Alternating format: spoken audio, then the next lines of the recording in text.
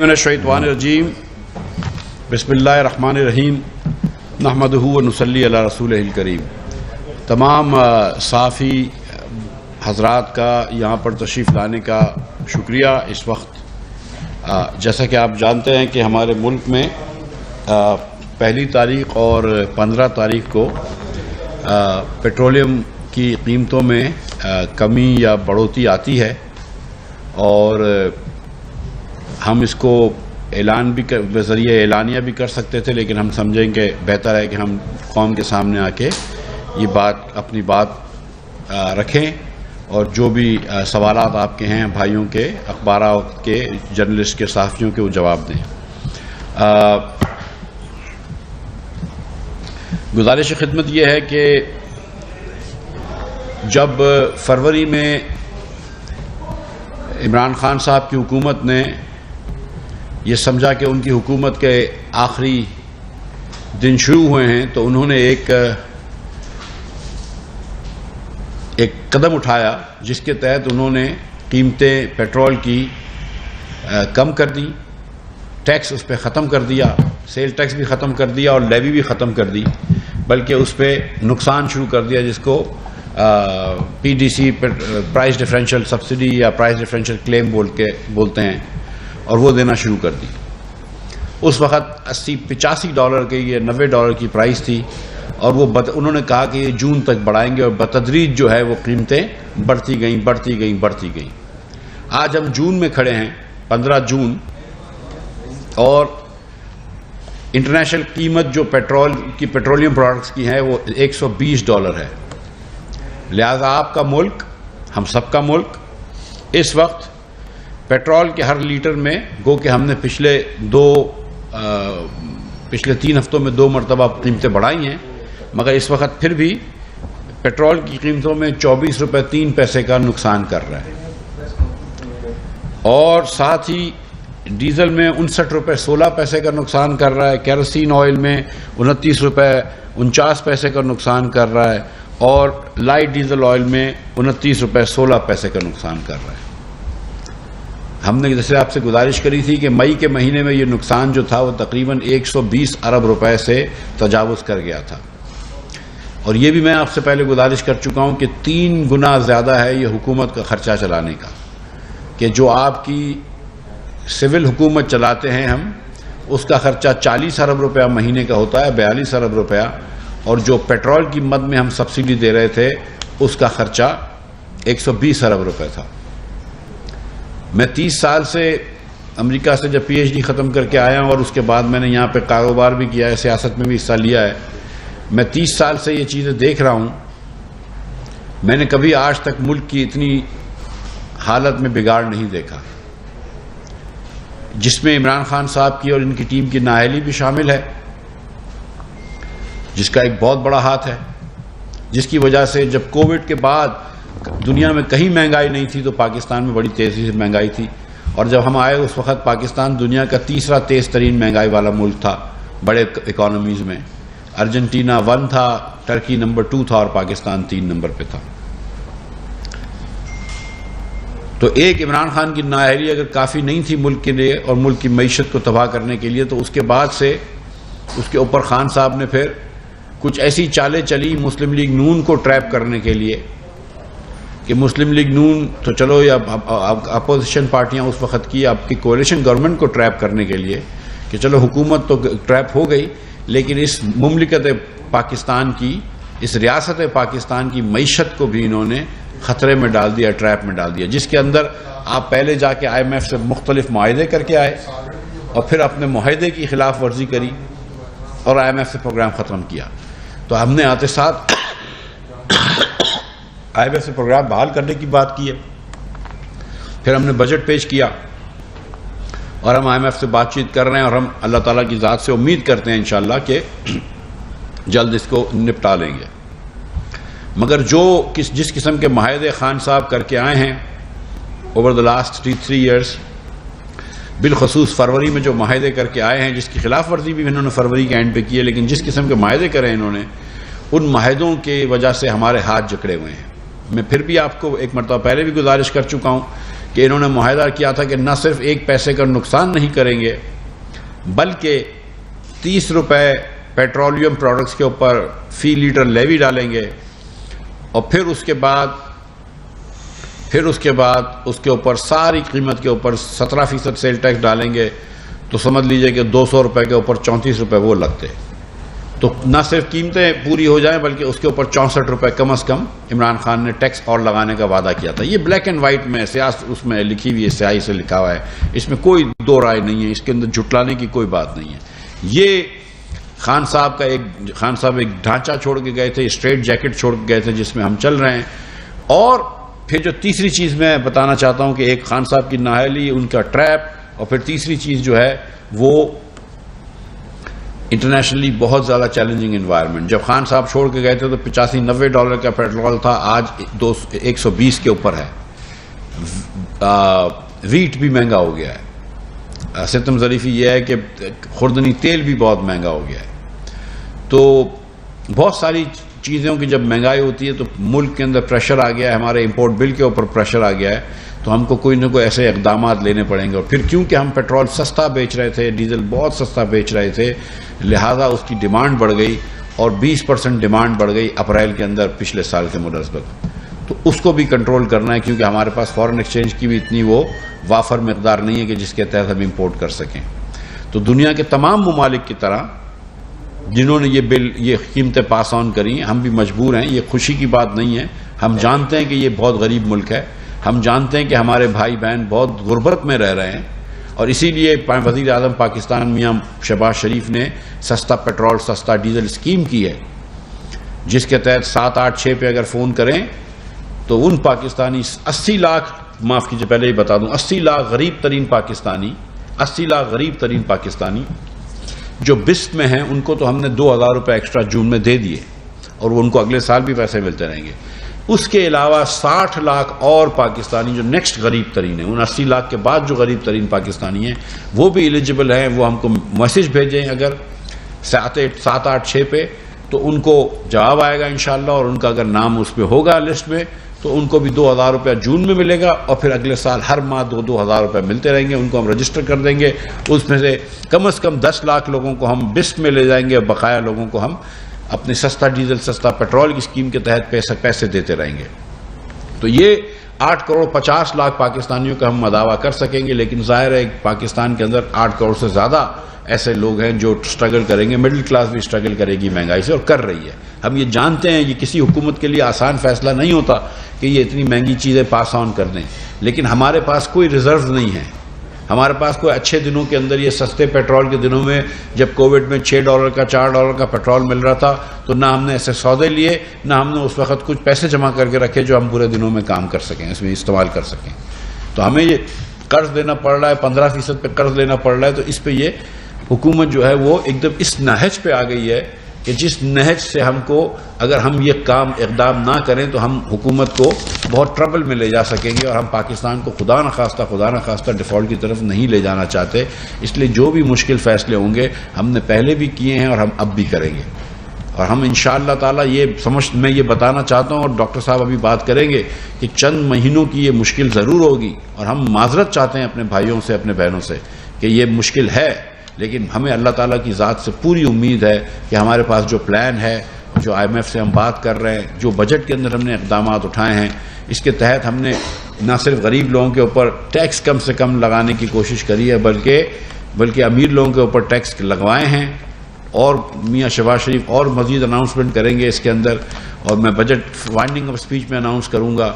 और आप देख रहे हैं कि हमने प्लॉटों के ऊपर, जो जायदाद लोगों की होती है उसके ऊपर भी कुछ, जो रेंट्स होते हैं उसके ऊपर टैक्स लगाएं, ट्रांसफ़र्स के ऊपर एडवांस इनकम टैक्स लगाएं, दीगर चीज़ों पे हमने गाड़ियों के ऊपर, लग्जरी गाड़ियों के ऊपर टैक्स लगाएं। तो जो कंजम्पशन गरीब करता है उसके ऊपर टैक्स नहीं लगाया, लेकिन जो कंजम्पशन अमीर करता है उसके ऊपर टैक्स लगाया है। और वो पैसे हम गरीब लोगों को ट्रांसफ़र करेंगे, चाहे वो यूटिलिटी स्टोर्स कॉरपोरेशन के तहत हो जिसके पैसे रखे गए हैं, या वो बिस्क के तहत हो, या दीगर प्रोग्रामों के तहत हो। तो ये बात तमहीद बांधने के बाद मैं आपसे फिर ये गुजारिश कर दूं आपकी खिदमत में कि जो नुकसान है, हुकूमत ने उस नुकसान के बराबर कीमत बढ़ाने का फ़ैसला किया है। लिहाजा कल से जो पंप पे पेट्रोल दीगर चीज़ें बिक रही होंगी उसमें अब हुकूमत नुकसान नहीं करेगी। मैं एक मरतबा फिर रिपीट कर देता हूँ कि रात के 12 बजे से 24 रुपये 3 पैसे पेट्रोल की कीमत बढ़ के 233 रुपये 79 पैसे हो जाएगी, 233.89। डीजल की कीमत 59 रुपये 16 पैसे से बढ़ के 263 रुपये 31 पैसे हो जाएगी। केरोसिन की कीमत 29 रुपये 49 पैसे से बढ़कर 211 रुपये 43 पैसे हो जाएगी और एलडीओ की कीमत 29 रुपये 16 पैसे से बढ़कर 207 रुपये 47 पैसे हो जाएगी। मैं एक बार फिर ये बात करना चाहता हूँ कि हमें पता है कि इससे महंगाई भी होगी, हमें पता है कि इससे लोगों को तकलीफ भी होगी, लेकिन हम मजबूर थे क्योंकि दूसरा रास्ता तबाही का था। हम उस तरफ इस मुल्क को नहीं लेके जाएंगे। इंशाअल्लाह ताला मुश्किल के बाद आसानी होती है और इंशाअल्लाह ताला आप देखेंगे कि जल्द हम महंगाई पे काबू पा लेंगे और इंशाअल्लाह आसानी पास ऑन करेंगे। इंटरनेशनल प्राइस बढ़ गई थी, हम इसका कुछ नहीं कर सकते थे। पहले डॉक्टर साहब फिर बात कर लें, फिर सवाल के जवाब। जी टीम से भी डॉक्टर साहब रिपीट कर देते।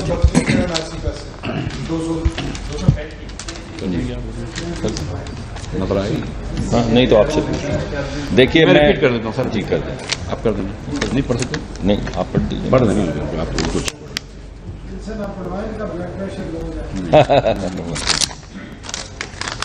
ये कीमतें भाई, पेट्रोल जो है वो नई कीमत 233 रुपये 79 पैसे, डीजल की नई कीमत 263 रुपये 31 पैसे, केरोसिन की नई कीमत 211 रुपये 43 पैसे और लाइट डीजल ऑयल की नई कीमत 207 रुपये 47 पैसे। शुक्रिया। मैं बहुत बहुत शुक्रिया मिफ्ता साहब। ये बहुत मुश्किल फैसला था जो आज किया गया है और बड़े भारी दिल के साथ ये फैसला किया गया है और बहुत सी चीज़ें सोची गई, बहुत सी कैलकुलेशंस की गई कि क्या ये फैसला किया जाए या ना किया जाए, और अगर फैसला ना किया जाए तो उसकी क्या कीमत कौम को अदा करनी होगी। तो मैं आपको क्विकली ये बताना चाहता हूँ कि ये मुश्किल फैसला इस वजह से किया गया कि हम तकरीबन 9 मिलियन टन पेट्रोल हर साल इंपोर्ट करते हैं, मंगवाते हैं। टोटल जो हमारी पेट्रोल का इस्तेमाल है वो तकरीबन 9 मिलियन टन है और 8.8 मिलियन टन हम डीजल इस्तेमाल करते हैं। इस वक्त जो मौजूदा बैनुल अक़वामी सतह पे पेट्रोल की कीमतें हैं, अगर हम ये कीमत ना बढ़ाएं तो इसका बोझ जो सरकार पे पड़ता है वो तकरीबन 100 अरब माहाना है। इस वक्त तकरीबन 43 बिलियन 15 दिन का है, 45 बिलियन 15 दिन का है। $1-8 कीमत ऊपर नीचे जाती रहती है। इस वजह से जो माहाना इसका इम्पैक्ट सरकार के ऊपर आएगा, सरकार के ऊपर इसका बोझ पड़ने का मतलब है टैक्स पेयर के ऊपर इसका बोझ पड़ेगा। टैक्स पेयर का मतलब है कि वो लोग जो आप मेहनत करके टैक्स देते हैं वो पैसे इस सब्सिडी की मद में डालने पड़ेंगे। यानी एक साल के अंदर अगर ये कीमत हम नहीं बढ़ाते तो 1200 अरब रुपए की सब्सिडी है जो हमें डालनी पड़ती खजाने के ऊपर। अब मैं आपको ये बताना चाहता हूं कि 1200 अरब क्या है। इस मुल्क का दिफा का कुल बजट जो है वो 1536 अरब है। इस बजट के अंदर मुल्क की दिफा, हमारी तमाम अफवाज, तमाम मुल्क का दिफा जो है वो 1536 अरब है, जो पूरे मुल्क की डेवलपमेंट का बजट है। ये तमाम डेवलपमेंट जो अगले पूरे साल पाकिस्तान में वफाकी हुकूमत करेगी वो बजट है 727 अरब। पूरी वफाकी हुकूमत जो है पूरे साल में, एक महीना 2 महीने नहीं, पूरा साल 550 अरब में चलती है। और हमारे जो गरीब तरीन लोग हैं जिनकी सहूलत के लिए आपके सामने हम सब्सिडीज दे भी रहे हैं, बढ़ा भी रहे हैं और आने वाले वक्त में इंशाल्लाह और बढ़ाएंगे, उसकी मालियत जो है वो तकरीबन 310 अरब के करीब है, 307 अरब है। अब इसका आप मुआजना करिए 1200 अरब से जो खजाने के ऊपर बोझ पड़ता अगर बैनुल अक़वामी सतह पे जो कीमतें बढ़ी हैं उनके मुकाबले में आज ये कीमतें नहीं बढ़ाई जाती। और ये बड़े भारी दिल से बहुत मुश्किल फैसला किया गया है।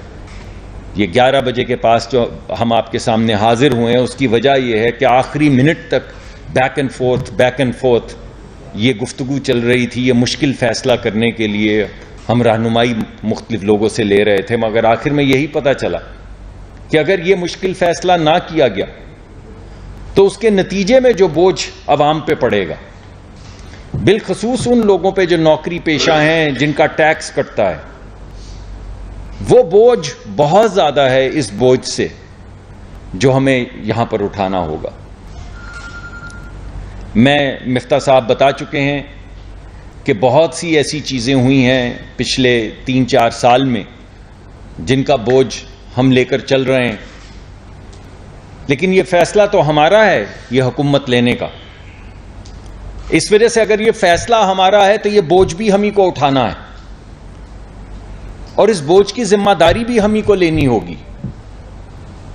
हम कितनी मर्तबा हम ये नहीं करना चाहते जो इमरान खान साहब कर रहे थे कि चौथे साल में या 3 साल 6 महीने के बाद वो कहें पिछली हुकूमत से पूछो, लेकिन फिर भी मैं आपके सामने ये गुजारिश जरूर करूंगा और ये दरख्वास्त जरूर करूंगा कि ये जो इस वक्त हो रहा है, हम सिर्फ 60-70 दिन से आए हैं यहां पर, तो ये वो बोझ है जो पिछले 4 साल की वजह से इस रियासत पे पड़ चुका है। हम इस बोझ को उठाने की जिम्मेदारी कबूल करते हैं।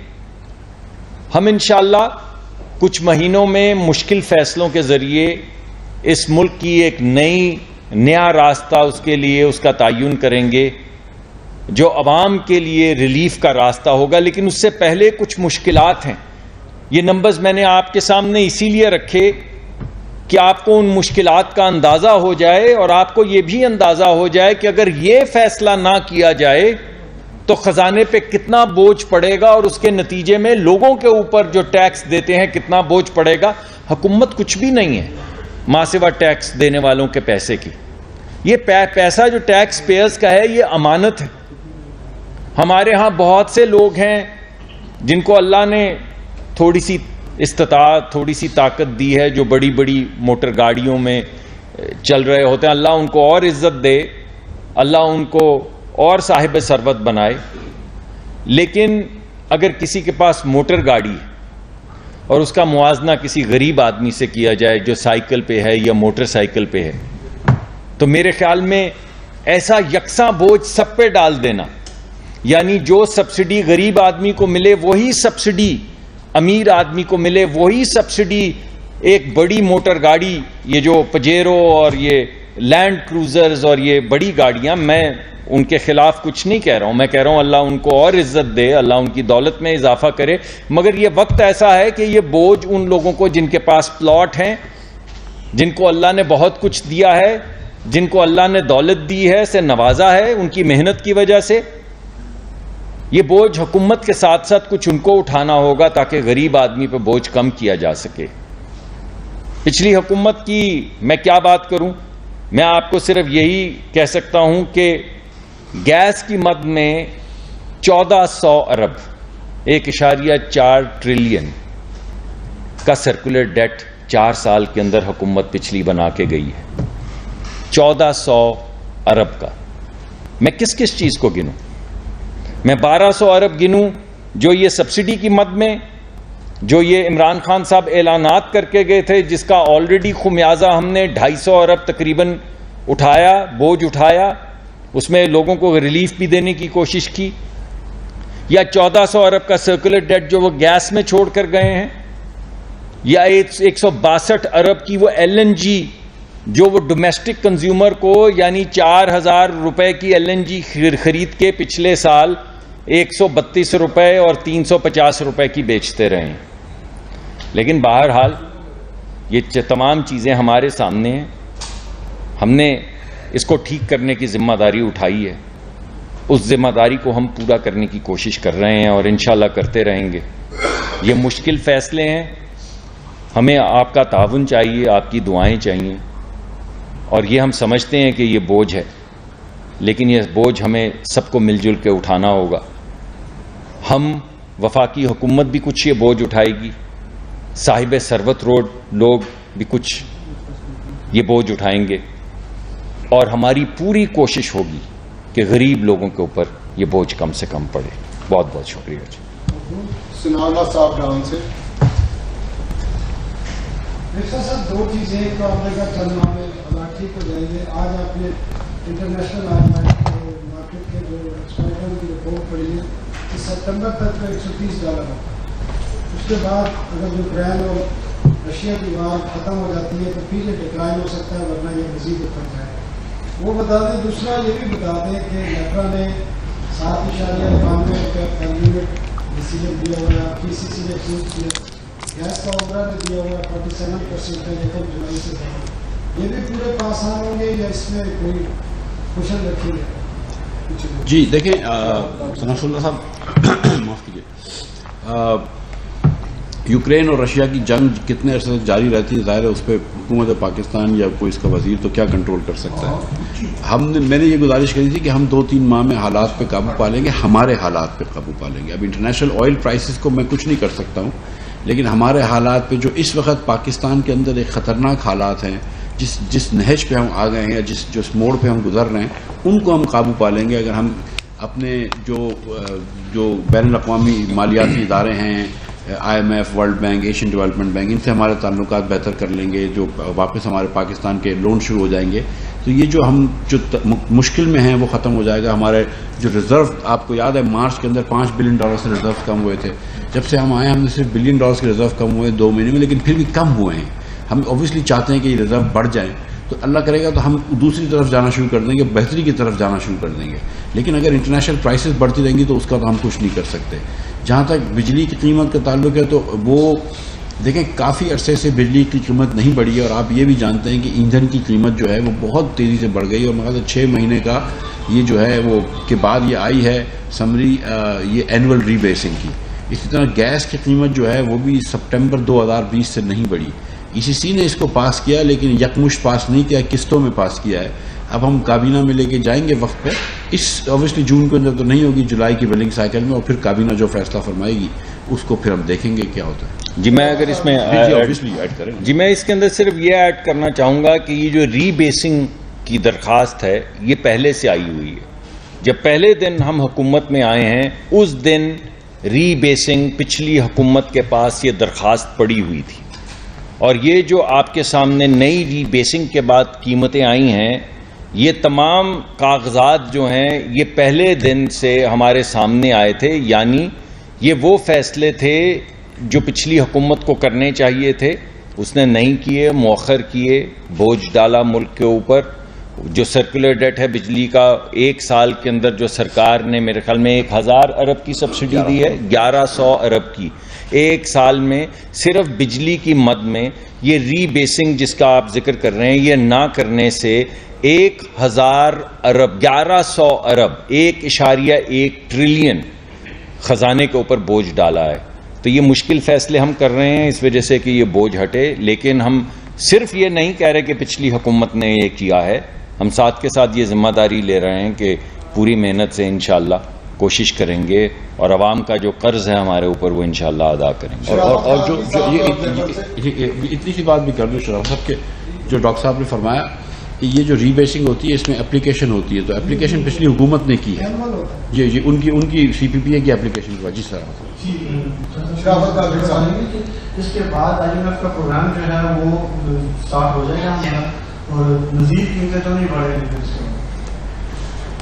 मेरी तो मैं सीरियसली बता रहा हूँ कि मेरी दुआ है और मेरी अब तो तमन्ना है, अल्लाह पाक मेरा ये इरादा पूरा करे कि मैं इधर आऊँ आपके पास एक दिन शाम को और कहूँ कि मैं आज कीमत कम कर रहा हूँ, और डॉक्टर साहब भी आए और हमारे चेहरों पर थोड़ी सी मतलब खुशी हो।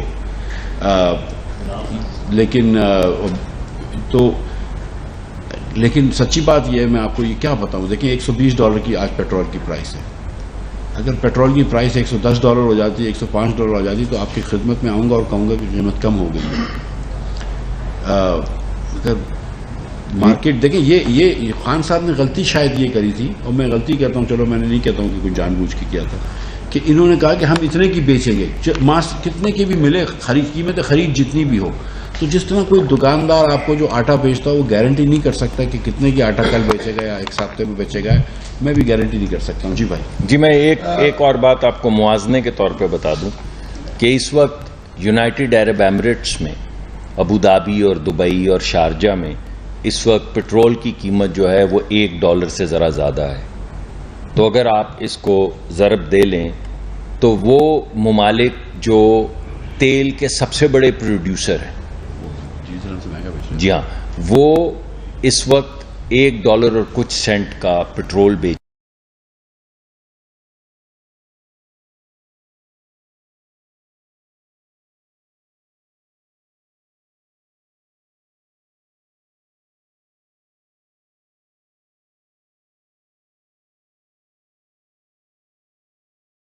उनके पास तो अल्लाह ने दौलत भी इतनी दी है कि वो इसको कम कर सकते हैं। अल्लाह ने उनको पेट्रोल और डीज़ल भी इतना दिया है कि वो कीमत इससे कम कर सकते हैं। लेकिन इस वक्त जो बैनुल अक़वामी मंडी के अंदर जो रुझान चल रहा है, इतनी तेज़ी है, इस वजह से वो भी ये बोझ नहीं बर्दाश्त कर सके और उन्होंने ये फ़ैसला किया कि जो उनकी, हमारे यहाँ तो आपको ट्रांसपोर्टेशन भी देनी पड़ती है, पोर्ट चार्जेस भी देने पड़ते हैं, वो तो कुओं से तेल निकालते हैं, उन्होंने भी $1 से ज़रा ऊपर कर दिया है तेल की कीमत। तो ये बैनुल अक़वामी एक प्रॉब्लम चल रही है जिसका बोझ हम उठा रहे हैं। जो मार्केट के पैसेंजर है 24 रुपये पेट्रोल पड़ता है, तो मार्केट में जो चीज़ वो 100 रुपये बढ़ा दो उसकी दर उसको तो जी वो बिल्कुल आपकी बात दुरुस्त है। वो एक डिफरेंट अमल है और उस पर बिल्कुल बल्कि मैं आपको बताऊँ कि ये जो जब इतने अरसे तक सब्सिडी दे रहे थे ना, तो एक बड़ा काम जो, और मैं सूबों को, तमाम सूबों को के एडमिनिस्ट्रेशन को मुबारकबाद देता हूँ और पेट्रोलियम मिनिस्ट्री को और ओगरा को कि इन्होंने कुछ भी करके सप्लाई चेन मेंटेन करी है। जबकि बहुत मुश्किल था, बहुत ज़्यादा ज़ख़ीरा अंदोज़ी हो रही थी, बहुत ज़्यादा होर्डिंग हो रही थी, लेकिन फिर भी इन्होंने सप्लाई चेन मेंटेन करी है और हर जगह इन्होंने शॉर्टेज नहीं होने दी। तो ये लोग मुबारकबाद के मुस्तहिक हैं। तो अब जो मेहनत वो पेट्रोल की सप्लाई चेन को मेंटेन करने में कर रहे थे, शायद वही मेहनत कर लेंगे तो हम दूसरी कीमतों को इंशाल्लाह काबू करने की कोशिश करेंगे। जी भाई। अच्छा इस्माइल साहब, एक तो आप यूएई की मिसालें दे रहे हैं माशाल्लाह, उसके चौथी गुना भी पाकिस्तान में सहूलियात नहीं है, एजुकेशन लगा लें, हेल्थ लगा लें, अब पेट्रोल में वो मिसालें हमें याद आ जाती हैं। आप दोनों गुजरा सीने पे हाथ रख के ये बताएं कि क्या वो जालीदार जो 500 रुपया जाली कमा रहा है, क्या वो 234 रुपये लीटर पेट्रोल अफोर्ड कर सकता है? और वो जो 2000 रुपये का बार बार ढंढोरा पीटा जा रहा है, क्या वो 2000 रुपये इतना काफ़ी है कि एक जो गरीब है वो उसको अफोर्ड कर सके? और मिर्जा साहब, मेरे ख्याल में आपको, जैसे अब्दुल अकबर चित्राली साहब ने कौमी असम्बली में कहा था कि इज्तिमाई खबरों के लिए भी कोई अपने बजट में चीज़ रखनी चाहिए, क्योंकि जो हालात बन रहे हैं इज्तिमाई खुदकुशियों की तरफ।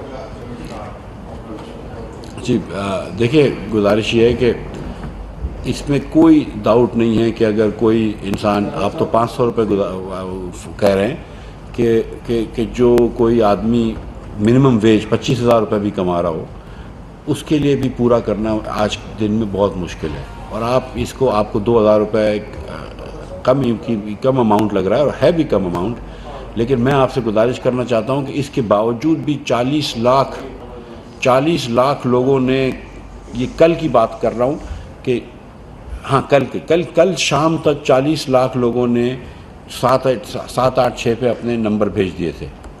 तो ये 2000 रुपये 40 लाख लोगों ने, ठीक है, और 4 या 6 लाख लोगों को अप्रूव भी कर चुके थे वो लोग। तो इसका मतलब है कि ये 2000 रुपये भी लोगों के लिए एक रकम है।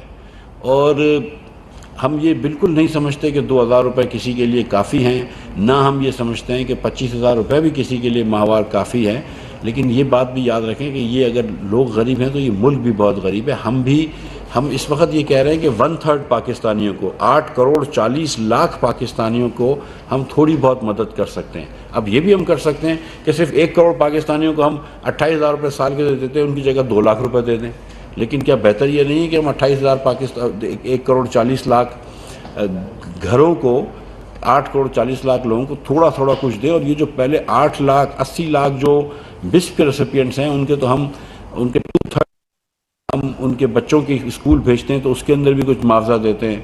तो कुछ ना कुछ हम कोशिश कर रहे हैं। ये हमने 260 से मेरे ख्याल से 307 अरब रुपए हैं, 250 से 360 अरब रुपए हमने बिस्प के किए हैं।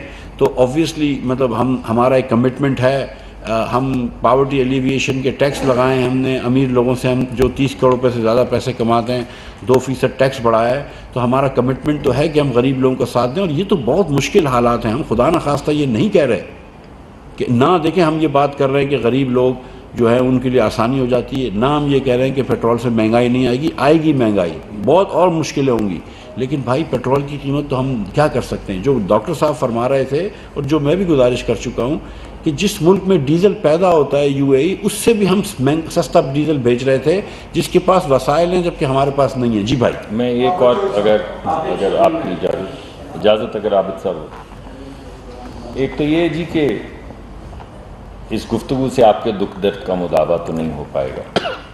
ये कुछ मुश्किल ऐलानात थे जो बोझ उठाना ज़रूरी था, तो बेहतर यही था कि हम आपके पास हाज़िर हों और ये बोझ उठाएं और ये आपके सामने पेश करें। इसमें मुश्किलात हैं और मुश्किलात आएंगी। ये भी सोचा गया कि क्यों ना ऐसे किया जाए कि पेट्रोल की सब्सिडी पेट्रोल पे दे दी जाए। तो जब हमने एनालिसिस करना शुरू किया तो हमें पता चला कि जो गरीब लोग हैं, 30 से 40 हज़ार रुपये कमाने वाले लोग हैं, उनमें से जो डेटा हमारे पास आया, ज़रूरी नहीं कि कम्प्लीटली एक्यूरेट हो, उसमें तकरीबन 18 से 20% लोगों के पास मोटरसाइकिल थी और गाड़ी शायद ही किसी के पास थी। तो फिर हमने सोचा कि जो आप सवाल उठा रहे हैं कि जो महंगाई का बोझ जब पड़ेगा इन गरीब लोगों पे, जो 20,000 25,000, हम 40,000 तक गए, 38-40,000 तक गए, जब इन पे बोझ पड़ेगा तो इनमें से बहुत से ऐसे होंगे जिनको हो सकता है डायरेक्टली तो पेट्रोल हिट ना करे, मगर पेट्रोल से रिलेटेड महंगाई हिट करेगी। तो सोचा ये कि अगर किसी के 4-5 बच्चे हैं और वो घर के करीब कहीं काम करता है, तो हो सकता है ये जो इजाफी पैसे दिए जा रहे हैं वो अपने बच्चों के खाने पीने में इस्तेमाल कर सकें अगर वहाँ पे महंगाई आती है। अगर कोई अपने घर से 30-40 मील दूर काम करता है या काम करती हैं खातून, तो वो हो सकता है ये पैसे जो हैं अपनी पब्लिक ट्रांसपोर्टेशन के लिए इस्तेमाल किए जाएँ।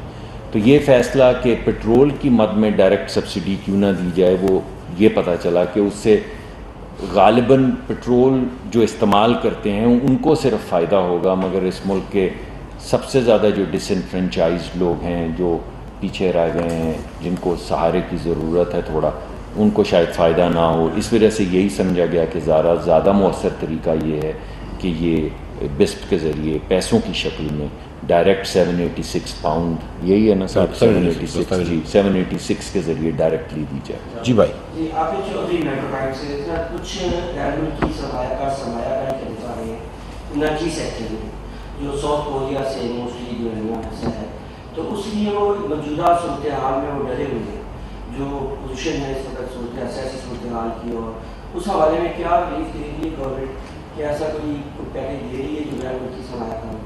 देखिए, याद रखें कि सबसे बड़ा गैर मुल्की सरमायाकार इस मुल्क में चाइना है, चाहे वो CPEC हो या दीगर और चीज़ें हों। और जो CPEC की हालत हो गई थी पिछली हुकूमत में, CPEC मुंजमद होकर रह गया था, सीरियसली रुक के रह गया था। तो हम आए जब से, तो उसको हमने अनफ्रीज़ किया है, ये CPEC को। प्राइम मिनिस्टर साहब ने तमाम चाइनीज़ इन्वेस्टर्स के साथ बैठे हैं। आज भी मेरे ख्याल से कहीं किसी प्रोजेक्ट्स पे गए थे, रशिया कहीं गए हैं, चाइनीज़ का वो भी गई थी, चार्ज अफेयर्स भी गई थी। तो हम तो CPEC को भी रिवाइव कर रहे हैं। और अगर कोरिया से हमारे कोई साथी या दोस्त या इन्वेस्टर्स आते हैं तो वो भी बड़े वेलकम हैं, और हर जगह पे वेलकम है। और अगर मैंने एक मीटिंग चेयर करी है जो कुछ दिनों पहले प्राइम मिनिस्टर साहब जापानीज़ बिजनेसमैन से मिले थे, और जापानीज़ बिजनेसमैनों के जो मसाइल थे वो उन्होंने सुने। फिर उन्होंने कमेटी बनाई मेरी सदारत में कि आप मिलें, आपस में बैठें और तमाम मसाइल हल करें।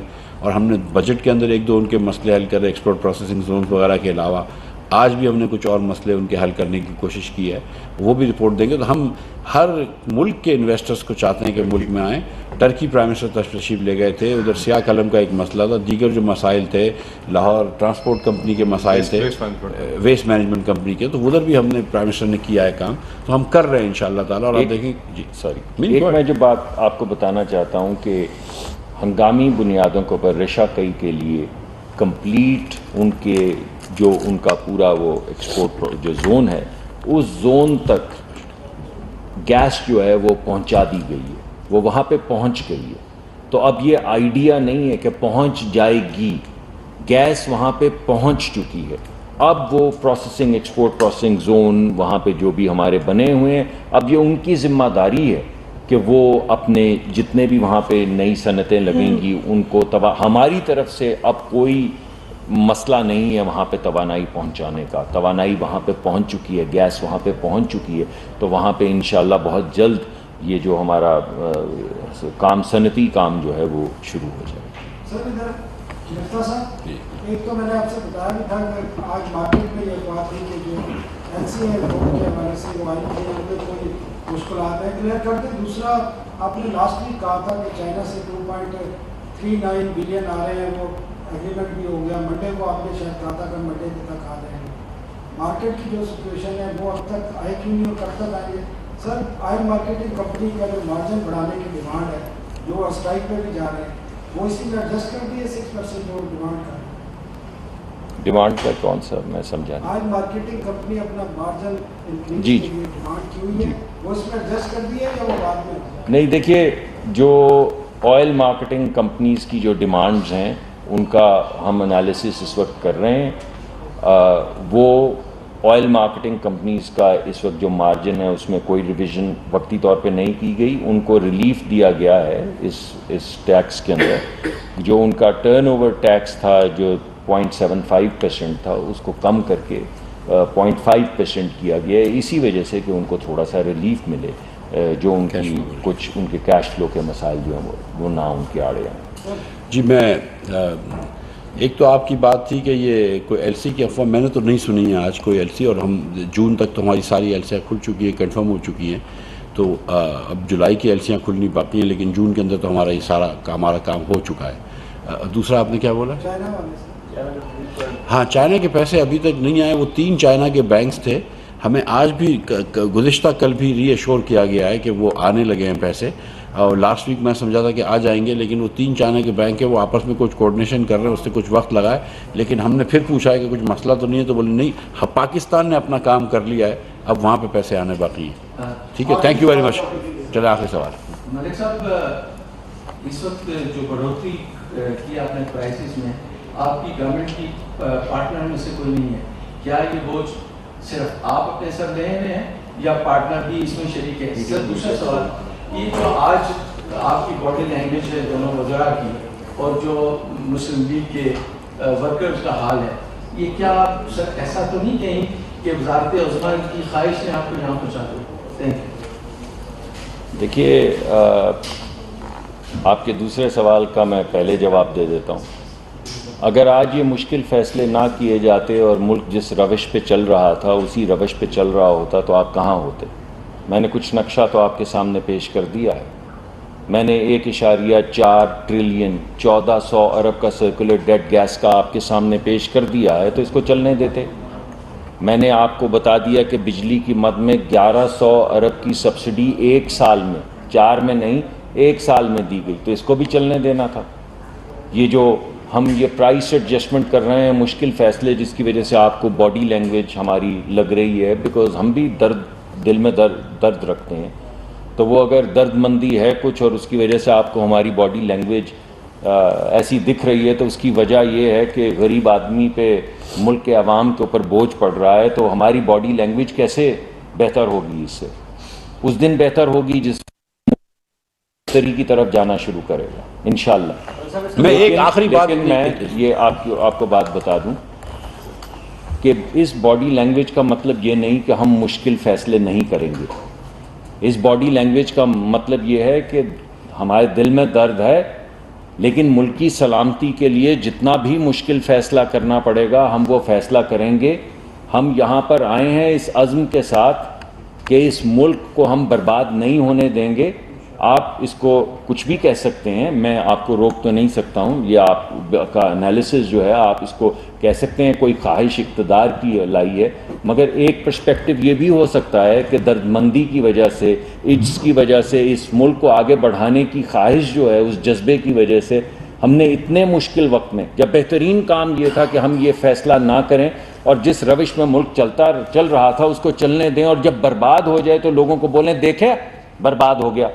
हम नहीं कहते थे बर्बाद हो जाएगा, तो वो कि मेरे कत्ल के बाद उसने जफा से तौबा, क्या उसका फायदा होता? तो हम तो अपने जो हमारा नुक्ता नजर पेश करें। मैं वो रात को देखिए फैसला हुआ ये है। जिम्मेदारी पहली बात सर, पहली बात जब किसी वजारत ने कोई फैसला करना है तो उस वजारत को आके आपको फेस करना चाहिए। हमारे जितने भी इल्हाकी जमातें हैं वो हमारे साथ खड़ी हैं, हर बंदा अपनी वजारत के फैसले कर रहा है, और तमाम इल्हाकी जमातें जो हैं वो साबित कदमी के साथ मुल्क को एक बेहतर रास्ते की तरफ ले जाने की कोशिश कर। एक इतनी सी बात कर दूं मैं, एक मिनट देखें, ये एक ना सिर्फ इत्तेहादी जमातें हमारे साथ हैं, बल्कि मैं एक तो बहुत शुक्रिया अदा करना चाहता हूँ कि हमने इतनी मरतबा ये पेट्रोल इतना महंगा वगैरह बढ़ाया, लेकिन जो हमारे जो ओपिनियन लीडर्स हैं, हमारे जो मीडिया के भाई हैं, कमेंटेटर्स हैं, उन सबको ये बात समझ आई है कि मुल्क बड़े मुश्किल नहज पे है, ये फ़ैसले करने ज़रूरी थे, मुश्किल फ़ैसले थे, तो आप सब ने हमारा साथ दिया है, हमारी हिम्मत हमें दी है। मैं इस तमाम आपने जो हिम्मत हमको दी है इसका शुक्रिया अदा करना